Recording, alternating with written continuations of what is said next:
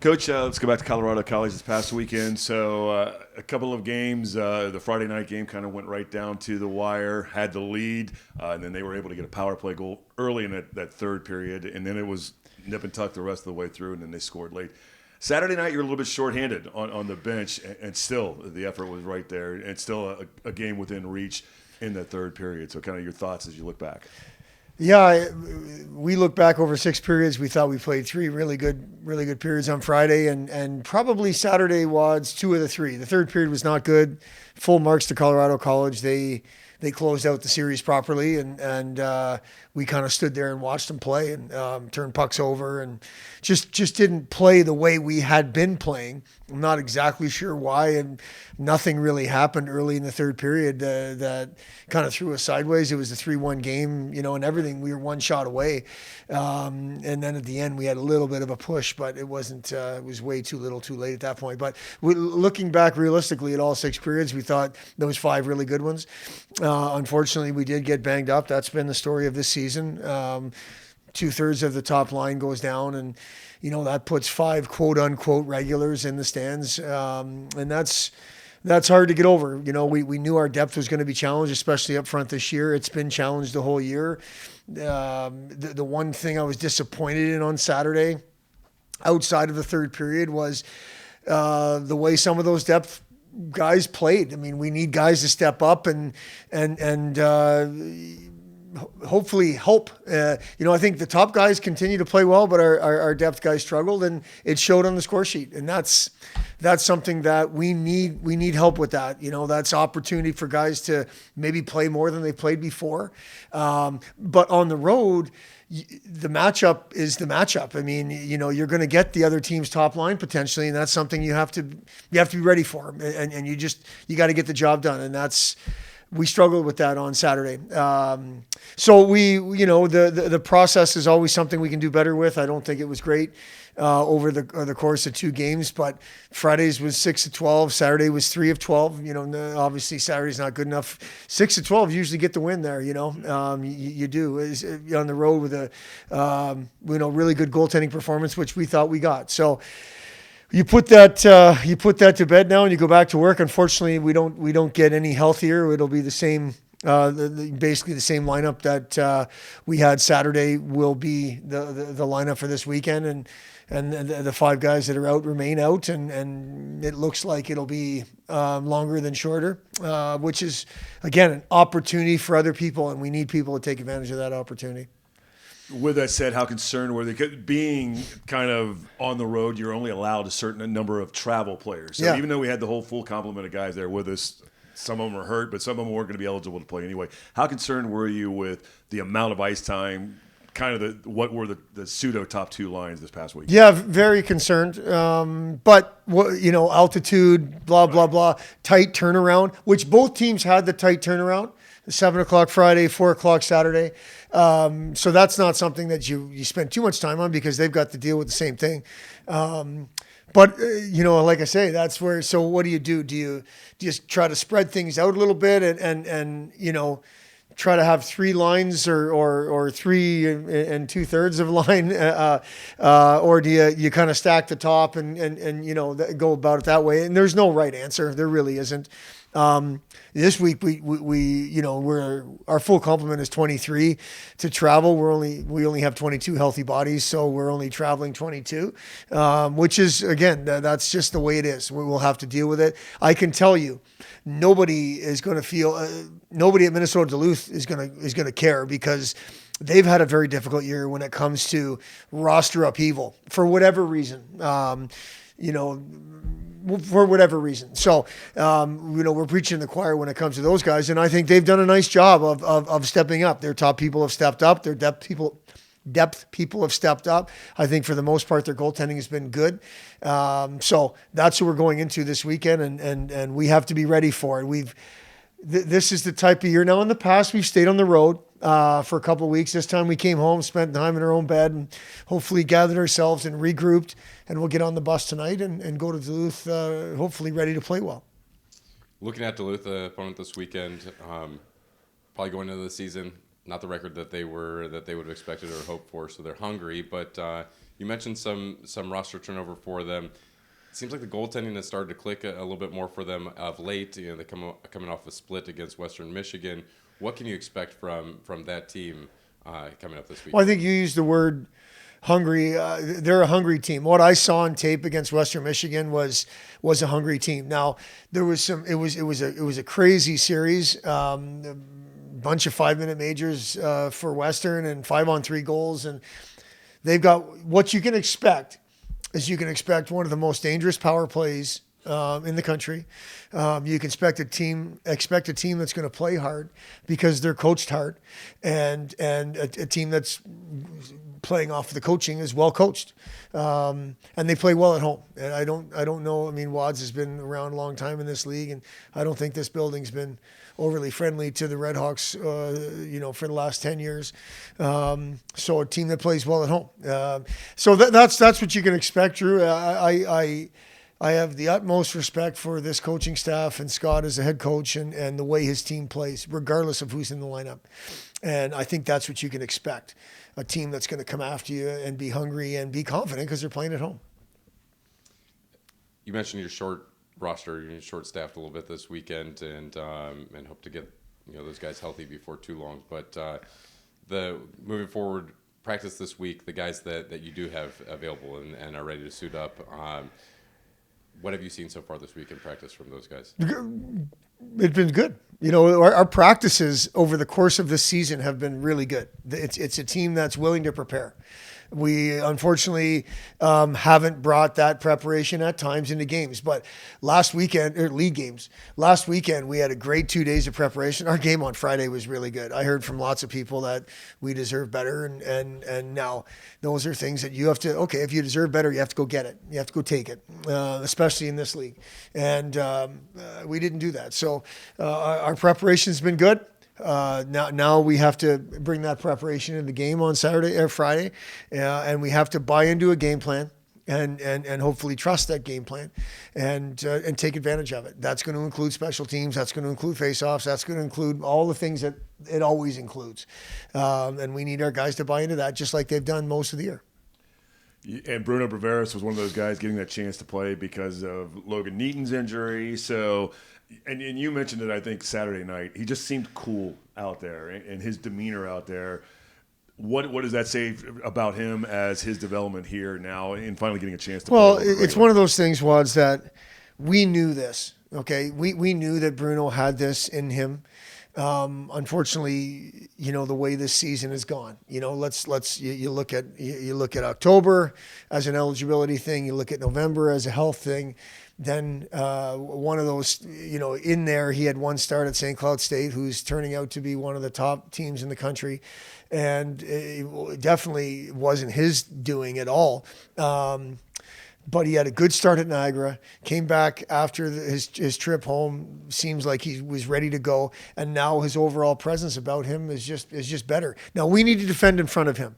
And again, the only time I don't think we did that was the third period on Saturday. We need to defend strong and hard for him, but we think this kid's a good goaltender, and he's played against the best in the world. He's played at the World Juniors for his country. He played 2 years in the USHL, which is proving to be one of the top training grounds for college hockey, if you will.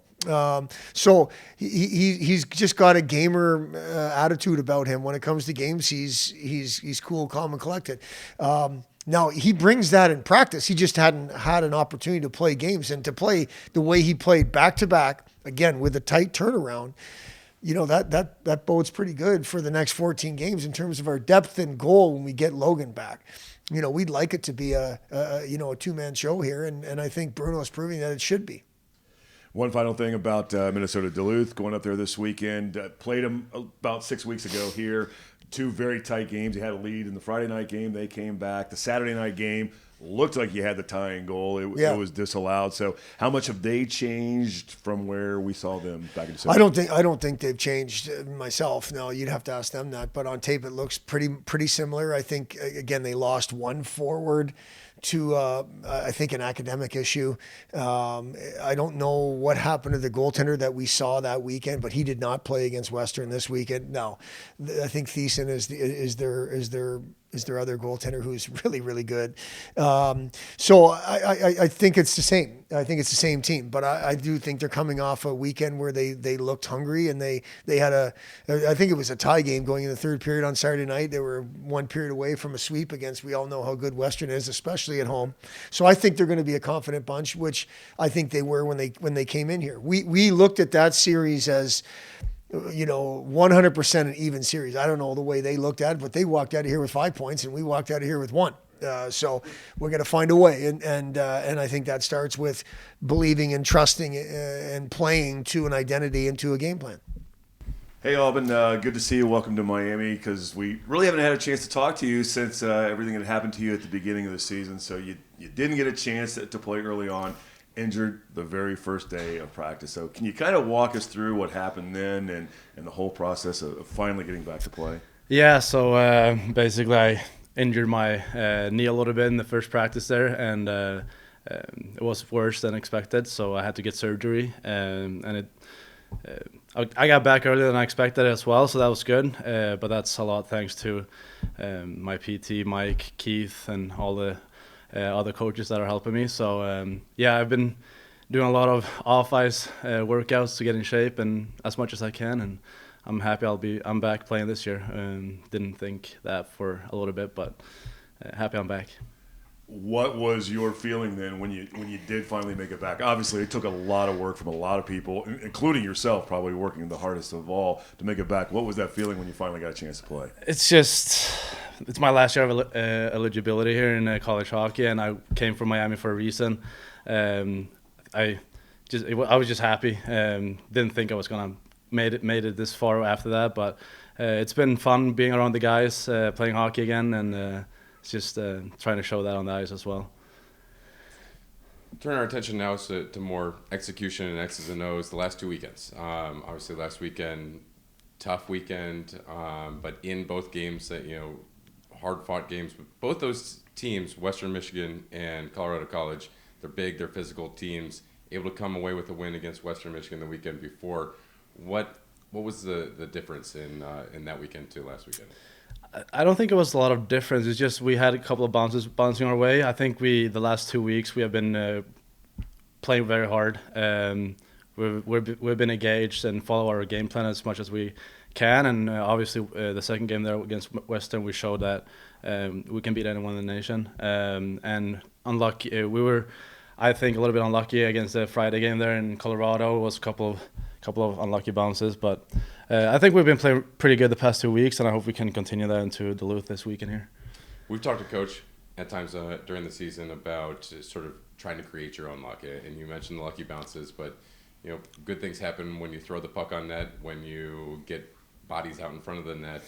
How do you feel you were able to do that last weekend or the last 2 weekends? Just practicing it, getting people at the net, rolling and diving with the D, make the D involved in the offensive zone as well. It's just, I think confidence. When the D is helping us out forwards and we are helping them out, with a lot of good things can happen. And we saw that against Western, even against Colorado, I think. So if we can do that in Duluth as well, and put more pucks on net, obviously will help us a lot. Saturday night's game, the bench was a little bit short. You had a couple of frontline players go down, weren't able to go in the game on Saturday night. You coming back from injury had to eat up a lot more ice time, and we're out there quite a bit. So what was that like for you? And then also playing kind of at elevation, playing up there in the mountains. Yeah, obviously it's tough, but at the same time, it's what every player wants to do. Wants to play minutes, and if some goes out, like we had Saturday night, it's opportunities for other guys too to step up and do the work. And I think Saturday night was tough, but I think we can do a better job this weekend against Duluth. Yeah. Looking ahead to Duluth, again, we could say this every week, but another big physical team. Maybe not having the success that they would have thought they were going to have at this point in the season, but they're hungry and they're good. What do you expect from them? And I know you're not a doctor, but what do you expect with the availability of some of your teammates out there this weekend? No, Duluth, Watching them when they were here, when I was sitting in the stands, we're a physical team playing hard, but I think we're doing that as well. So it's going to be a fight, as it is the last 14 games is going to be. It's right now I think we should have the mindset of every game is a playoff game, just to get a good feeling going into the last run here. And yeah. For you to have been a 4-year player coming here now, playing in your 5th year as a graduate student, and then having all that time kind of off the ice rehabbing, did you kind of feel like a little bit like a coach? How did you kind of handle that whole situation, being around the guys, and what were you able to see to maybe help them a little bit? Yeah, no, I'm probably one of the oldest one in the team, so I have a little bit of experience in college hockey, and trying to do as much as I can before and after practice. I can unfortunately be on the ice with the guys and doing stuff for those 4 months, but just trying to be a positive person, show them that I'm working hard to get back, and just kind of fuel the fire for them a little bit, and come up with some tips to the younger guys as well to have confidence and play their game basically. I'm going to take you back 2 weekends ago one more time. On Saturday, able to get your first goal in a Miami jersey. Yeah. And you scored in this building before. Yeah. But this one was your first time while we're in the red and white. How was walk me through that? How was that? Yeah, I like this building a lot. It's a good atmosphere. No, it's a great pass from Hampus and Fletch, and even the entire power play unit there was kind of an open goal, so would have been a bummer if I missed that.